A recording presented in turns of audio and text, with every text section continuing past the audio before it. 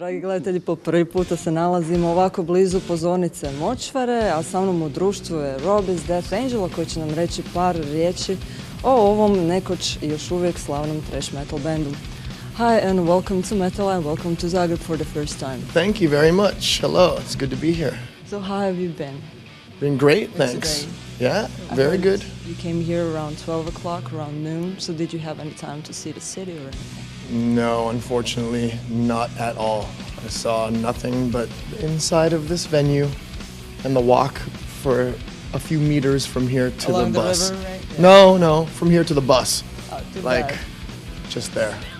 So Nothing. how are you? Are you tired? How many gigs have you played so far?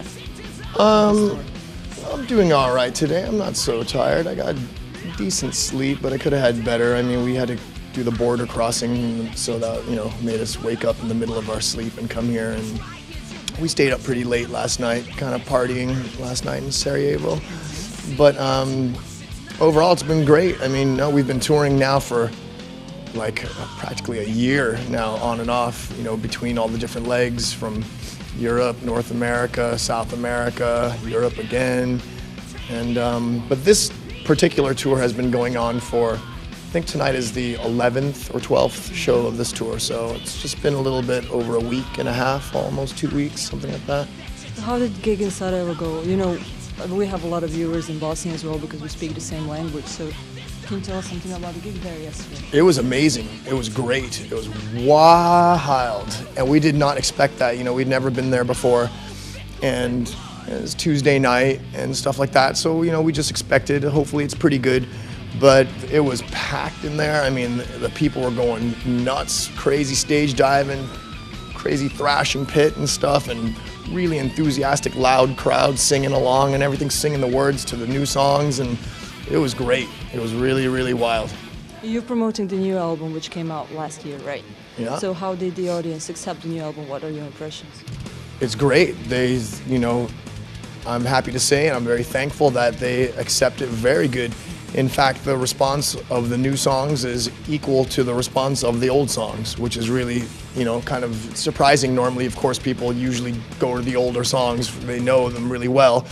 But I see people singing the words to the new songs just as much as the old songs. And in fact, another cool thing about it is a lot of the younger fans seem to know our new album, and they don't even know some of the old songs. So that's a different trip, and it's really nice to see the younger fans singing along, smiling and excited for the new songs. Yeah. Do you know all the lyrics? Because I've been asking some bands, drummers and guitarists and bass guitar players here, they do not know the lyrics. Do you know all of them? Pretty much all the lyrics, yeah. I pay attention, and I wrote a lot of them too. Okay, so what inspired you for the lyrics on this new album? Well, on this album, Mark wrote most of the lyrics. There's, 12 songs. I wrote 3 of the lyrics of them, and Mark wrote the rest. But so, on this album, being that the lyrics were mostly written by Mark, he'd be a better person to ask where exactly where he's coming from. But I pretty much know where he's coming from. We're kind of on the same page when we were writing this album.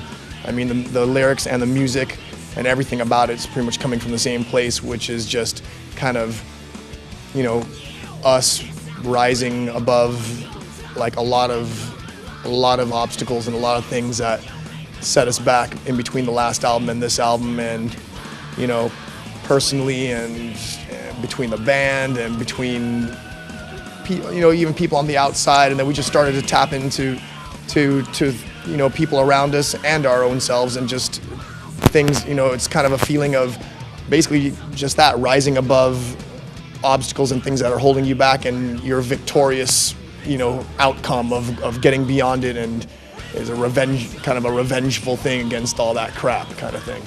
Did you change in the process of doing music and lyrics comparing to your early days? Oh, absolutely. I mean, our early days, we were really, really young, so how we were living, our views of life and everything is, one that's coming from a teenager and stuff like that, so the things we were writing about then, was a lot of the stuff was definitely a lot more on the surface. I mean, a lot of the stuff was either just about the shows, the crowd, the scene, the thrash scene that we were experiencing. you know, a lot of other stuff we were just trying to write about evil and wicked things that we could think of, you know, and other things. We did try to write kind of. Eventually, we started trying to write things about deeper things about what we were going through in life and other aspects of the world and life. You know, as seen from a younger kid, thinking they know a lot about life when they really actually don't, but we thought we did. But, you know, as time went by, we just usually put our own kind of life experience into our songs and into our words. And eventually, you know, and like on the last 3 albums especially, there's not really fictional songs about just stories about satanic things or anything like that. It's more so stuff that stems from the emotions that we're feeling as we're just experiencing our lives in the band and outside of the band. I also want to ask you, I mean, you started in the 80s. And looking at you, I would never say that you're a band from the 80s because you kind of look much younger than other bands from the 80s do. Thank you. I mean, well, look at him. That's one reason from that is because when we started, we were like, you know, yeah, how old 1 were year you when you old. started? No, I mean, when we first started playing, we started doing shows in clubs. I was probably about 13 years old or something. And our drummer Andy at that time was 9. Was 9? Yeah. Seriously? Yeah, when we started playing our first shows. What did your parents say about it? Did they come to the gigs? They did. Our parents were, luckily for us, our parents were huge supporters of us. We were very lucky to have that. That certainly helped us to progress because they helped us out. We rehearsed in Andy's garage, you know, his parents' garage downstairs, loud, and, you know, bless them for dealing with that for so many years. And you know, they bought us our equipment and stuff like that. My dad would drive me in his van with my gear to our shows. My dad was my first roadie, you know. Oh my God. Yeah, and so, you know, paid for lessons and stuff. And, you know, maybe they're glad to see that we were trying to do something productive, you know, with our time. And it kept us busy. It kept us out of trouble, definitely. We spent a lot of time just practicing and working on music all the time. That's basically been our entire life growing up. So.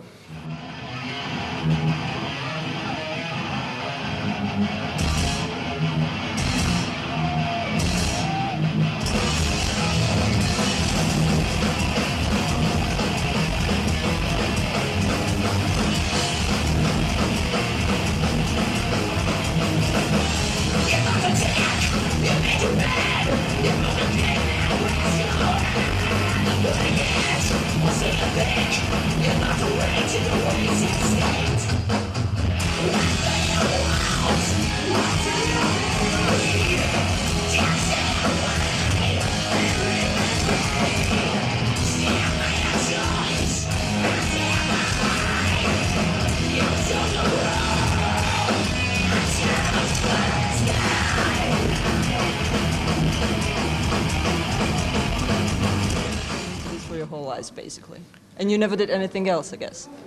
This is your life, right? I mean, in between, yeah, we did. I mean, we all had to. We weren't, you know, doing music I mean, we weren't living off of music or anything, you know. So live off your music now? Sometimes when we're on tour, we kind of have to. Yeah. You can't keep a job at home. It's hard because we're on the road so much these days. So, you know, when we're working, then we're working, but as soon as you come off the road, then yeah, you gotta, everyone has some kind of a day thing that they do at home. Everyone's got some sort of, I teach guitar.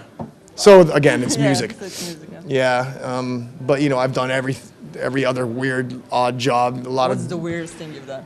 Not even that weird, really. I mean, well, you know, I worked for one day at a adult bookstore. At a porno store for one day until they told me I was supposed to clean the booth things where I said no. So, but I've like delivered, you know, I usually did a lot of messenger jobs, delivery stuff, and I used to deliver food and things like that, you know, wear a little bow tie and bring food to corporations or people and stuff like that. All kinds, you know, you gotta live, you gotta do some kind of thing. And I actually worked at a law firm for a couple of years too. That was pretty strange. But yeah, pretty much this is what we're doing. And these days we're really, really, really busy. So luckily.